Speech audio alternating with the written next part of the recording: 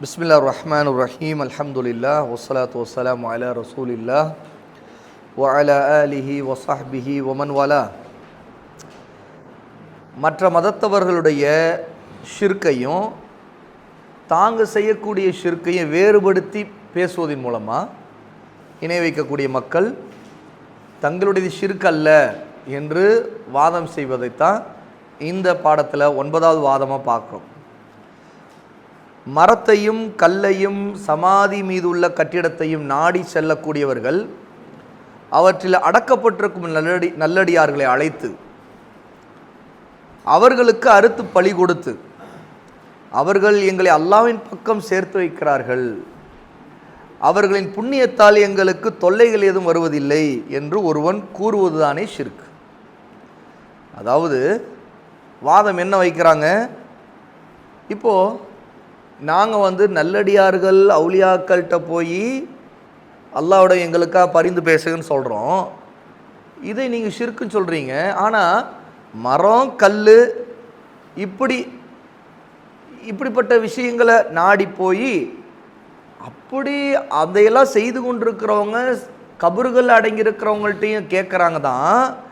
அப்படி அவங்க இப்படி சொல்கிறாங்களே, இப்படி செய்கிறாங்களே, அதுதானே ஷிர்காக முடியும், நாங்கள் செய்கிறது எப்படி ஷிர்காக இருக்க முடியும் அப்படின்னு அவங்க கேட்குறாங்க.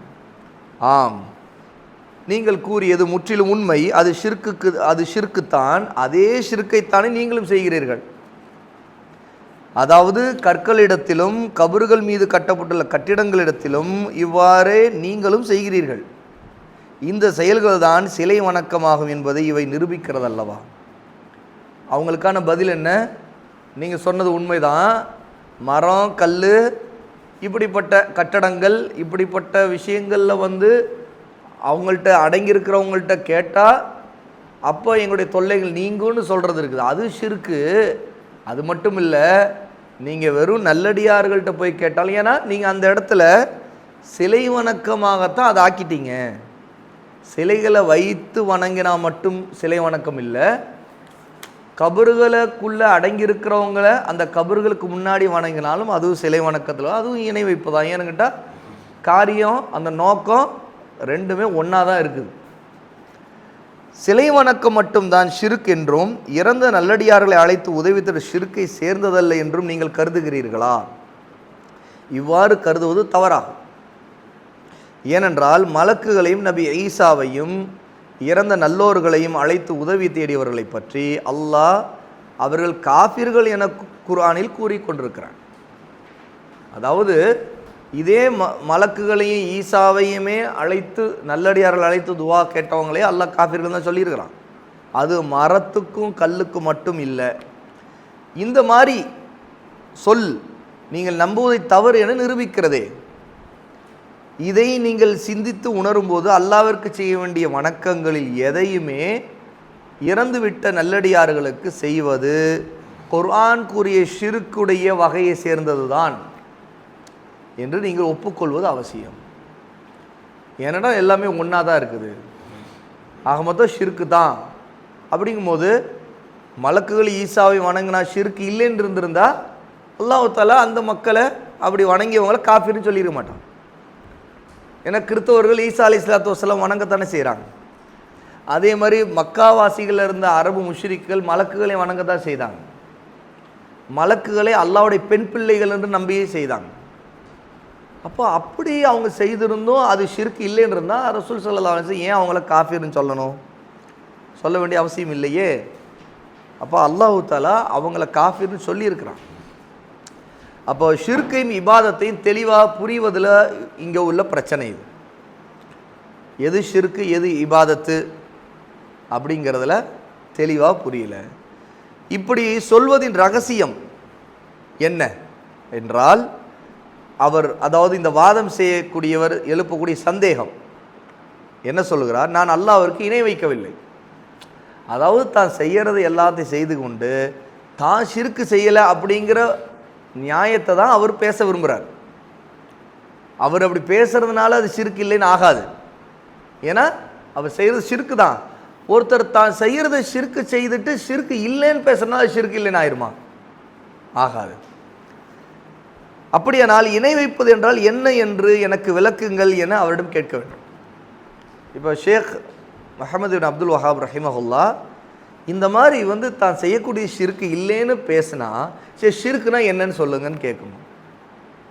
இந்த கேள்வி கேட்கும்போது அவங்களுடைய பதிலை வைத்தே அவங்களுக்கு பதில் சொல்லிடலாம். ஷிர்க் என்றால் சிலையை வணங்கினா மட்டும்தான் ஷிர்க்கு அப்படின்னு சொல்லுவாங்கன்னா, சரி சிலையை வணங்கும் போது என்ன செய்கிறீங்கன்னு கேட்கணும். அதுகிட்ட துவா செய்கிறாங்க, சிலை வணங்குறவங்க என்ன செய்கிறாங்க, அதுகிட்ட துவா கேட்குறாங்க. அப்போ அல்லாவுக்கு இணை வைக்கிறாங்க, அவங்க துவா கேட்குறது மூலமாக அந்த சிலைகள்கிட்ட கேட்குறது கொண்டு இப்படின்னு உதாரணங்கள் சொல்லத்தானே செய்யணும். அப்போது அவங்க செய்யக்கூடிய காரியத்துக்கு ஷிர்க்குனா என்னங்கிற விளக்கத்தை கேட்டு நாம் பதில் சொல்ல முடியும். இணை வைப்பது என்பது சிலை வணக்கமாகும் என்று அவர் சொன்னால், சிலை வணக்கம் என்றால் என்ன என்று கேட்கும்போது, நான் அல்லாவை தவிர வேறு யாரை வணங்கவில்லை என்று அவர் கூறுவார். அப்படியானால் அல்லாஹ்வை மட்டும் வணங்குவதென்றால் என்ன என்று கேட்க வேண்டும். சரியா? அதற்கு குர்ஆன் கூறும் சரியான விளக்கத்தை சொல்வார் என்றால் அதை வரவேற்க வேண்டியதுதான். அதன் விளக்கத்தை அவர் அறியவில்லை என்றால், தெரியாத ஒன்றை தெரிந்ததாக நீங்கள் எப்படி வாதாட முடியும் என்று கேட்க வேண்டும்.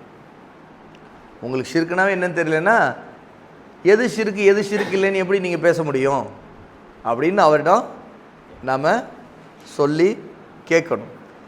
அல்லாஹ்வுக்குரிய வணக்கத்திற்கு தவறான பொருள் சொல்வார் என்றால், இபாதத்துனா என்ன அப்படிங்கிறதுக்கு தப்பான அர்த்தம் சொன்னார்னா, அவருக்கு ஷிர்க் என்றால் என்ன, சிலை வணக்கத்தின் பொருள் என்ன என்பதை விளக்கும் தெளிவான ஆயத்துகளை ஓதி காட்டி எடுத்து சொல்லி, இன்று பெரும்பாலான முஸ்லிம்கள் புரிந்து வரக்கூடிய இறந்தவர்களை அழைத்து உதவி தேடுவதுதான் அல்லாஹ்விற்கு இணை வைப்பதாகும் என்று அவருக்கு தெளிவு தேடும், எடுத்து புரிய வைக்க வேண்டும். அவருக்கு தெரியலை அப்படின்னா நாம் எடுத்து தெளிவாக ஆயத்துக்களை எடுத்து சொல்லி புரிய வைக்கணும்.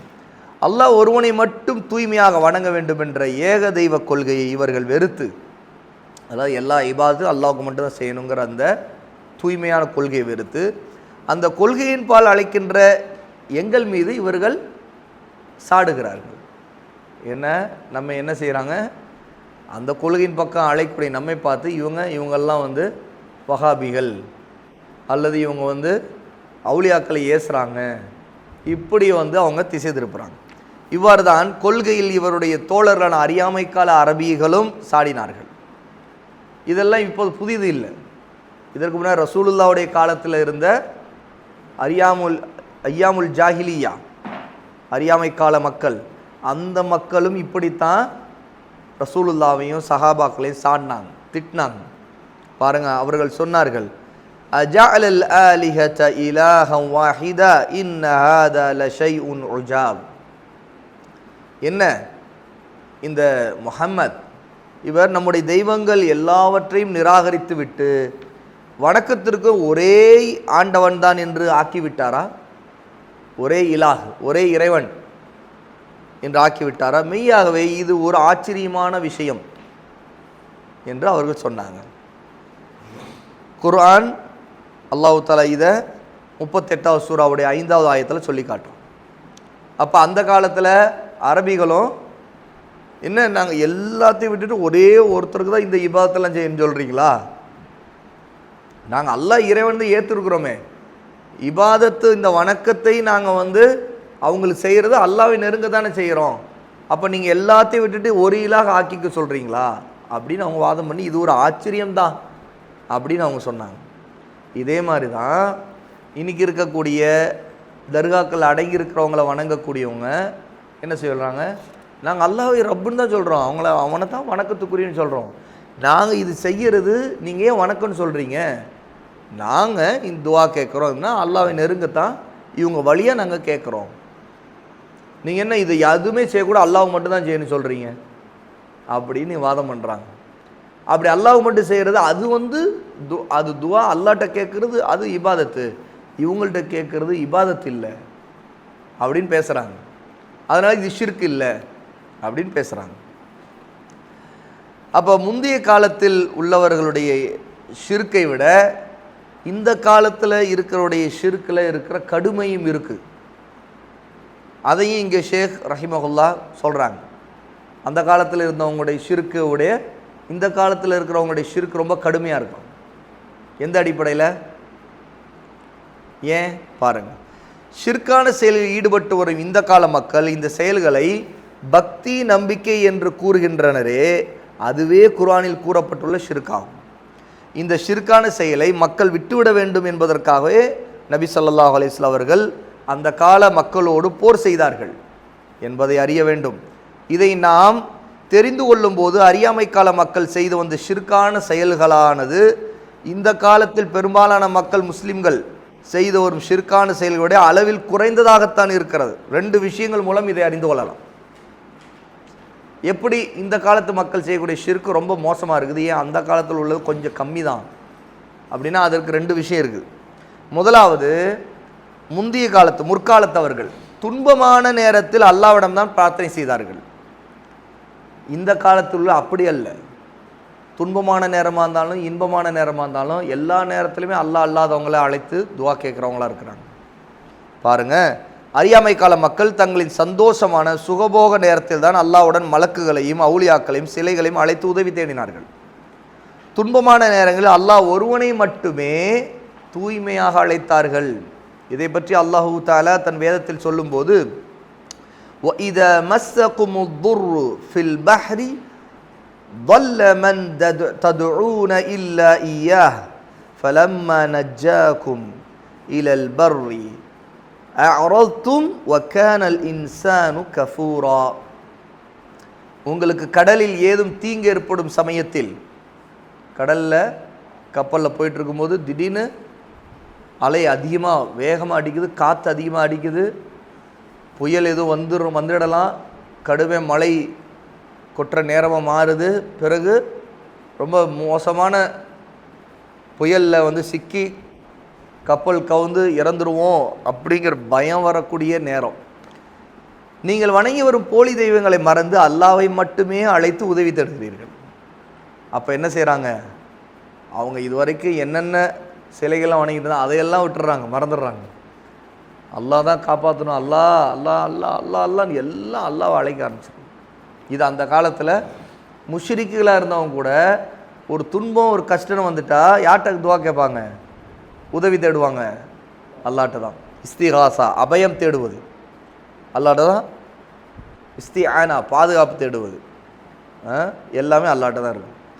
அவன் உங்களை கரையில் சேர்த்து காப்பாற்றி விட்டால், இவங்க எல்லாம் அல்லாஹ்ட்ட கேட்க அல்லாஹ்வும் அவங்களை காப்பாற்றி நல்லபடி கடைசி கரைக்கு வந்துட்டா பிறகு என்ன? அவனை நீங்கள் புறக்கணித்து விடுகிறீர்கள், அவ்வளோதான். அதுக்கு பிறகு இணை வைக்க ஆரம்பிச்சிரு. மனிதன் மகா நன்றி கெட்டவனாக இருக்கிறான்.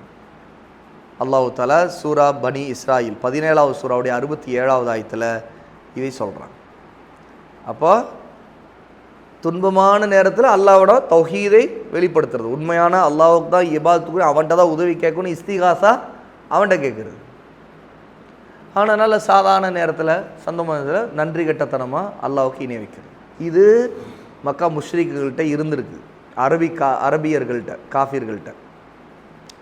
இன்னும் அல்லாஹ் தஆலா சொல்லுகிறான், நபியே அவர்களை நோக்கி நீங்கள் கேளுங்கள், உங்களுக்கு அல்லாஹ்வுடைய வேதனை வந்துவிட்டால், அதான் தண்டனை, அல்லது உங்களுக்கு விசாரணை காலம் வந்துவிட்டால், மறுமையின் அந்த நேரம், மரணத்தின் நேரம் வந்துவிட்டால், அல்லாஹ் அல்லாதவர்களையா நீங்கள் அழைப்பீர்கள் என்பதை நீங்கள் சிந்தித்து பார்த்தீர்களா? அல்லாஹ்வுடைய தண்டனை வந்துருச்சு, திடீர்னு பூகம்பம் வருது, திடீர்னு அழிவு வருது அப்படின்னா தாங்க வணங்கிட்டு இருக்கிற அல்லாஹ்வை விட்டு வேறு மற்றது எதையுமே நீங்கள் அழைக்க மாட்டீங்க. உடனே என்ன செய்யுங்க? அல்லாஹ்வை அழைப்பீங்களே. நீங்கள் அப்போ யாரை அழைப்பீங்க? சிந்திச்சு பாருங்கள். இந்த போலி தெய்வங்கள் உங்களுக்கு உதவும் என்ற விஷயத்தில் நீங்கள் உண்மை சொல்பவர்களாக இருந்தால், அதான் இதெல்லாம் உண்மையிலேயே உங்களுக்கு உதவும் என்பது உண்மையாக இருந்தால் அவற்றை உங்கள் உதவிக்கு அழையுங்கள். இப்போவே அழைச்சி பாருங்கள், ஒன்றும் நடக்காது. அவ்வாறல்ல, அந்நேரத்தில் அல்லாஹ்வையே நீங்கள் அழைப்பீர்கள், நீங்கள் இணை வைத்தவற்றையெல்லாம் மறந்து விடுவீர்கள். நீங்கள் எதையெல்லாம் அல்லாஹ்வுக்கு இணை வைத்து வணங்குகிறீர்களோ அதையெல்லாம் மறந்து விடுவீர்கள். நீங்கள் எந்த கஷ்டத்திற்கு அல்லாஹ்வை அழைக்கின்றீர்களோ அதை அவன் நாடியவர்களுக்கு நீக்கி விடுவான். ஆக மொத்தம் கஷ்டங்களை நீக்கிறோம் அல்லாஹ் மட்டும்தான். அப்போது நீங்கள் அல்லாஹ்வை தான் அழைத்து துவா கேட்கணும், அல்லாஹ்வை தவிர்த்து வேறு யாரையும் அல்ஹம்துலில்லாஹ். அல்லாஹ்வை தவிர்த்து வேறு யாரையும் அழைத்து துவா கேட்கக்கூடாது அப்படின்னு அல்லாஹ் தஆலா ரசூலுல்லாவுக்கு அல்லாஹ் சொல்கிறான், நபியே நீங்கள் அவங்கள்ட்ட சொல்லுங்கள், சிந்திச்சு பார்க்க சொல்லுங்கள். என்ன சிந்திச்சு பார்க்கணும்? உங்களுக்கு ஒரு ரொம்ப அல்லாஹ்வுடைய தண்டனையே இறங்குற நேரத்தில் நீங்கள் அல்லாஹ் அல்லாதவங்கள்ட்ட உதவி கேட்பீங்களா? என்ன செய்வீங்க? அல்லாஹ்ட்ட தான் உதவி கேட்பீங்க. அப்படி இருக்கும்போது நீங்கள் எப்படி அல்லாஹ் அல்லாததெல்லாம் வணங்குறீங்க, துவா செய்து அழைக்கிறீங்க? இது 6வது சூராவுடைய 40, 41 2 ஆயத்துக்கள் அல்லாஹ் தஆலா சொல்கிறான். இன்னொரு ஆயத் சூரா ஜுமர் 39 8வது ஆயத், மனிதனுக்கு ஏதாவது ஒரு தீங்கு, ஒரு கேடு ஏற்படும் போது முழுமையாக அவன் தன்னுடைய ரப்பையே பிரார்த்தனை செய்து அழைக்கிறவனாக ஆகிவிடுகிறான். ஒரு கஷ்டம் ரொம்ப முடியாத பட்சத்தில், யா அல்லாஹ் ரப்பே அப்படின்னு மனுஷனுக்கு, எந்த மனிதன் முஸ்லீமாக இருந்தால் ரப்புன்னு அறிஞ்சு ரப்பை அறிகிறான், கூப்பிடுவான். முஸ்லீம் இல்லாதவனாக இருந்தால் கூட கடவுளே ஆண்டவா அப்படிங்கிற. அப்போ ஒரு கஷ்டம் வந்துட்டால் நேராக அல்லாட்ட தான் அவன் பிரார்த்தனை செய்ய வருது. ஆனால் அல்லாஹ் தன்னுடைய ஏதாவது ஒரு நிஅமத்தை, அருட்கொடைய அவனுக்கு கொடுக்கும்போது, அதாவது அவனுக்கு ஒரு நன்மை நடக்கும்போது, இதற்கு முன்னர் அவன் எதனை பிரார்த்தனை செய்து கொண்டிருந்தானோ அதனை மறந்து, அல்லாஹ்வை அழைத்து அவனுக்கு துவா கேட்டுக்கிட்டு இருந்தானே அதெல்லாம் மறந்துட்டு அல்லாஹ்வுக்கு பொய்யான தெய்வங்களை இணையாக்கி அவனுடைய பாதையிலிருந்து மற்றவர்களையும் கெடுக்கிறான். தானும் கெடுக்கிறதோட மற்றவர்கள் எடுக்கிறான்.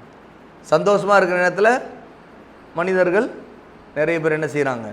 எதை வேணாலும் அழைத்து துவா கேட்குற, மற்றவங்களையும் தூண்டி விடுறாங்க. நபியே அவர்களை நோக்கி நீங்கள் சொல்லுங்கள், நீங்கள் நிராகரிப்பிலேயே சிறிது காலம் சுகத்துடன் இருந்து போங்கள், முடிவில் நீங்கள் நரகவாசிகளாய்த்தான் இருப்பீர்கள்.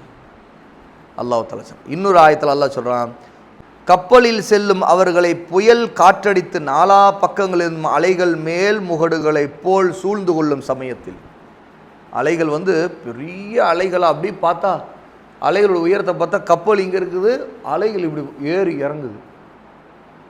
அப்படி ஏறி இறங்கும்போது அவ்வளோ அடிச்சிச்சுன்னா அவ்வளோதான், ஆள் காலி, மொத்தமாக கப்பல் காலி. இப்போ மேல் முகடுகளை போல் இப்படி உயர்ந்து பார்க்க எவ்வளோ பெரிய அலை அடிக்குது. கடலில் சில நேரத்தில் அந்த மாதிரி அலைகள் ரொம்ப வான உயரத்துக்கு தெரியும். அப்படி பார்த்தா வானத்துக்கும் அலைகளுக்கும் பக்கத்தில் இருக்கிறப்பா தெரியும். அவ்வளோ சீற்றத்தோடு தண்ணீர் அலைகள் எழும். அப்போது இந்த மாதிரியான சமயத்தில் ஒருத்தன் சிக்கிட்டான்னா அல்லாஹ்வுக்கு கட்டுப்பட்டு களப்பற்ற மனதோடு அவனை அழைத்து பிரார்த்திக்கிறார்கள். மனிதர்கள் என்ன செய்கிறாங்க? உடனே ரொம்ப அல்லாஹ் காப்பாற்று, நான் தப்பிக்க முடியாது அப்படின்னு சொல்லிட்டு அல்லாஹ்விட்ட துவா செய்கிறாங்க. 31வது சூராவுடைய 32 ஆயத்து. இந்த ஆயத்துகள் எல்லாவற்றையும் ஷேக் முஹம்மது இப்னு அப்துல் வஹாப் ரஹிமஹுல்லா ஆதாரமாக கொடுக்குறாங்க. எதுக்கு ஆதாரம்னா, முஷ்ரிக்குகளாக அந்த காலத்தில் வாழ்ந்தவங்க தங்களுடைய துன்பமான நேரத்தில் தாங்க வணங்கி கொண்டிருந்த எந்த தெய்வத்தை அழைத்து பிரார்த்தனை செய்யலை, அல்லாஹ்வை தான் அழைத்து பிரார்த்தனை செய்திருக்கிறாங்க. அதையே ஆதாரமாக வச்சு அந்த காலத்தில் ரசூல் ஸல்லல்லாஹு அலைஹி வஸல்லம் அந்த மக்களுக்கு தாவா கொடுத்தாங்க. நீங்கள் கஷ்ட நேரத்தில் யாரை கூப்பிட்றீங்க சொல்லுங்கள் அப்படிங்கும்போது, கஷ்ட நேரத்தில் அல்லாஹ்வை தான் கூப்பிடுவோம். ஏன் சந்தோஷமான நேரத்தில் நீங்கள் அல்லாஹ்வோட துவா செய்யக்கூடாது?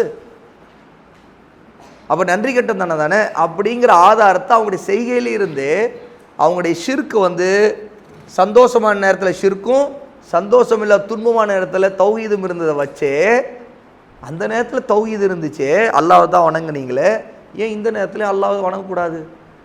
ஏன் நீங்கள் இந்த நேரத்தில் ஷிர்க் வைக்கிறீங்க? நன்றி கட்டத்தனம் தானே அப்படின்ட்டு ரசூல் ஸல்லல்லாஹு அலைஹி வஸல்லம் எடுத்து சொல்லணும்னு அல்லாஹ் தஆலா இந்த ஆயத்துக்கள் எல்லாம் அந்த முஷ்ரிக்குகள்கிட்ட முன்வைக்கிறான். அறியாமை கால இணை வைப்பாளர்கள் தங்கள் சந்தோஷமான சுக நேரத்தில் அல்லாஹ்வையும் அவன் அல்லாதவர்களையும் அழைத்தார்கள். கஷ்டமான நேரத்தில் இணை துணையற்ற அல்லாஹ் ஒருவனை மட்டும்தான் அழைத்தார்கள். சந்தோஷமான நேரத்தில் அல்லாஹ்வை தான் அழைச்சாங்க, அல்லாஹ் அல்லாதவர்களை அழைத்தார்கள். ஆனால் துன்பமான நேரத்தில் இப்படி செய்தாங்க. சந்தோஷமான நேரத்தில் அழைத்த தங்கள் தலைவர்களை எல்லாம் அடியோடு மறந்து விடுவார்கள். ஏன்னா அல்லாஹ் தன் வேதத்தில் விளக்கியுள்ள இந்த விஷயத்தை நன்கு புரிந்து கொள்ளக்கூடியவர்களுக்கு இக்கால முஸ்லீம்கள் செய்து வரும் ஷிர்கான செயல்களுக்கும் அக்கால மக்களுடைய ஷிர்கான செயல்களுக்கும் இடையில் உள்ள வேறுபாட்டை புரிந்து கொள்ள முடியும். இன்னைக்குள்ள முஸ்லீம்கள் கஷ்டமான நேரத்தில் கூட என்ன காதர் வழியை நாகராண்டவரே காப்பாற்றுங்க அப்படின்னு துவா கேட்குறாங்க. ரொம்ப கஷ்டமான நேரத்தில் கூட அந்த நல்லடியார்கள்ட்ட துவா கேட்குறாங்க. கபறுகளில் போய் விழ பார்க்குறாங்க. தர்காக்கள் அதான் நடக்குது. தர்காவுக்கு நிறைய பேர் எதுக்கு போகிறாங்க? கஷ்டமான சூழலில் தர்காவுக்கு தேடி போகிறாங்க. பார்த்தீங்களா? இந்த தர்காவுக்கு வர்றவங்களை கவனித்தா அவங்கள்ட்ட பேசி பார்த்தா தெரியும். ஏன் நீங்கள் வந்தீங்க அப்படின்னா, ரொம்ப கஷ்டம்ப்பா, ஒரு பெரிய முசீபத்து எங்கள் வாழ்க்கையில், எங்கள் குடும்பத்தில், இப்படி அப்படி, குழந்தை இல்லை, அல்லது பெரிய கடனில் மாட்டிக்கிட்டோம், ரொம்ப என்ன செய்யறதுன்னு தெரியல, ரொம்ப வாழ்க்கையே ரொம்ப, இன்னும் நாங்கள் கொஞ்சம் காலம் இப்படியே இருந்துச்சுன்னா நாங்கள் தற்கொலை செய்து செத்துருவோம்ப்பா, இப்படியெல்லாம் சொல்லுவாங்க. சொல்லிவிட்டு அதனால தான் ஆண்டவர்கிட்ட வந்திருக்கிறோம் அப்படிம்பாங்க. ஆண்டவர்கிட்ட வந்திருக்காங்களாம். யார்? அடங்கியிருக்கிறவர் சொல்கிறாங்க. அதான் ஆண்டவர்கிட்ட வந்திருக்கிறோம், அவருடைய அனுக்கிரகத்தில் ஏதாவது நடக்கும், அதுக்காக தான் நாங்கள் அவருக்காக நேர்ச்சை பண்ணியிருக்கிறோம், நாங்கள் ஒரு அடுத்து ஒரு இது பலியிட போகிறோம், கோழி இருக்கிறோம், ஆடு இருக்கிறோம்.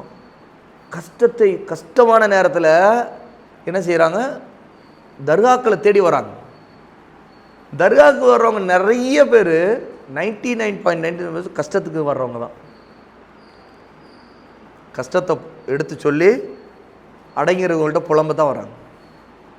அப்போ இது முஷ்ரிக்குகளாக இருந்த ஐயாமுல் ஜாஹிலியா காலத்தில் இருந்த அரபு காஃபிர்களை விட ஒரு மோசமான ஷிர்க்கை இவங்க கொண்டிருக்கிறாங்க. ஏன்னா அவங்க கஷ்டமான நேரம் வந்தால் அல்லாஹ்வை தான் அழைப்பாங்க.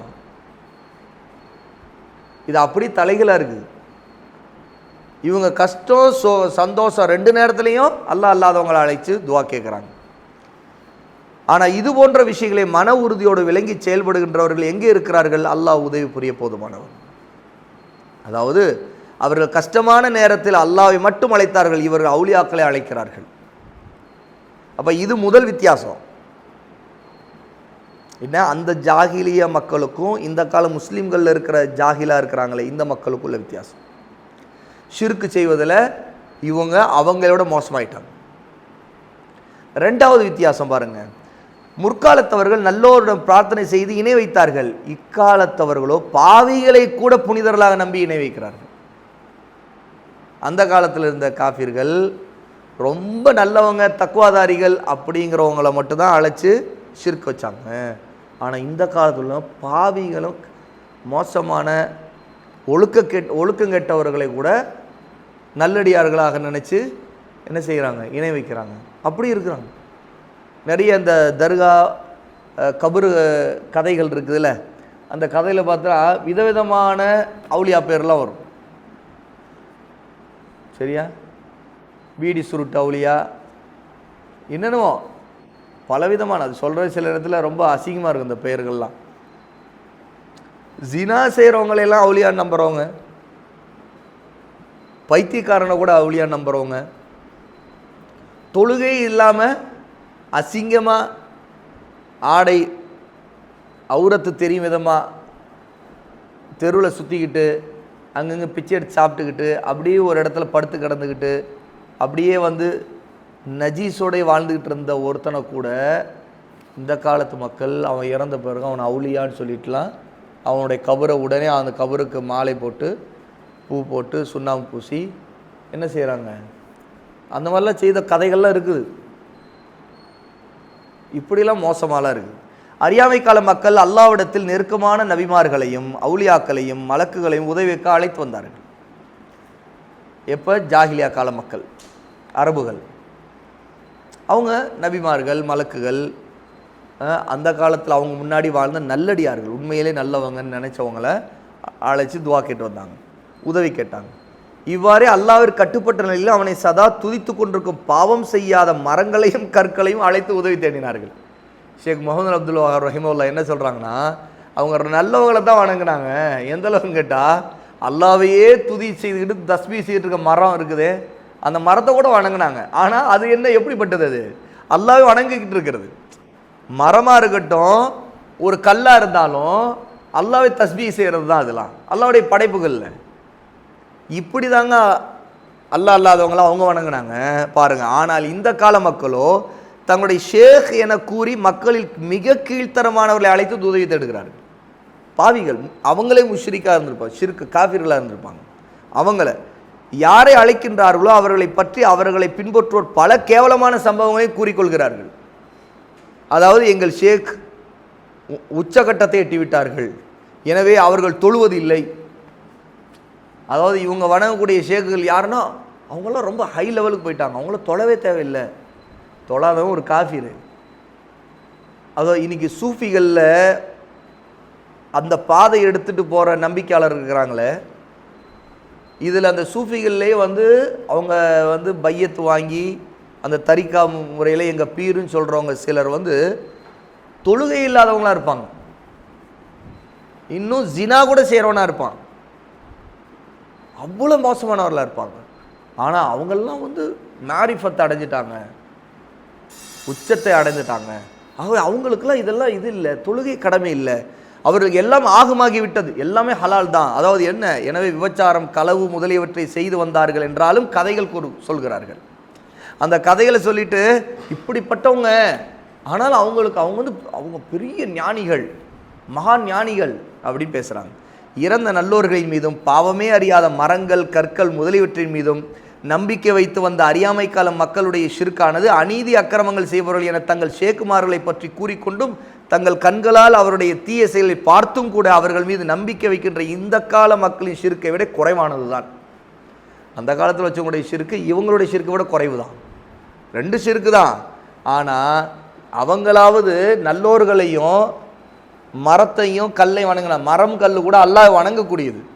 ஆனால் அல்லாஹ்வை வணங்காத தொழுகையே இல்லாத ஒருத்தனை தான் தங்களுடைய பெரிய ஷேக்குகள் பீர் அப்படின்னு சொல்லிட்டு என்ன செய்கிறாங்க, இந்த கால முஷ்ரிக்குகள், அதாவது முஸ்லீம்களில் முஸ்லீம் தன்னை சொல்லிகிட்டு இருக்கக்கூடிய அவுலியாக்கின் பேரால் மக்களை நாசமாக்கக்கூடிய ஷிர்க்கு செய்யக்கூடிய இவ்வளோ கேடு கட்டவங்களாக இருக்கிறாங்க.